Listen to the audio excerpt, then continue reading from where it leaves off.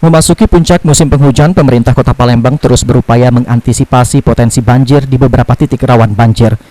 Beberapa upaya Pemkot untuk mengendalikan banjir yakni melakukan normalisasi kali, mengaktifkan pompa air, hingga sumur resapan seperti kolam retensi.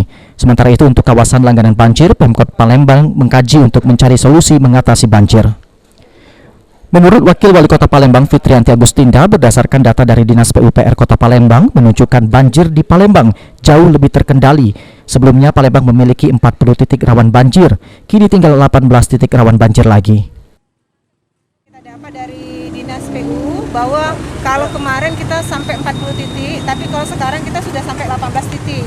Ini semua berkat kerja keras dari banyak pihak, terutama dinas terkait dan juga masyarakat. Jadi dari 40 kita turun sampai 18 titik. Ini seluruh potensi-potensi banjir yang masih ada kemungkinan terjadi penyumbatan dan sebagainya tengah kita atasi. Termasuk perbaikan-perbaikan jalur-jalur atau saluran-saluran yang memang masih banyak kemungkinan sedimentasinya dan juga sampah. Dan informasi yang kita terima.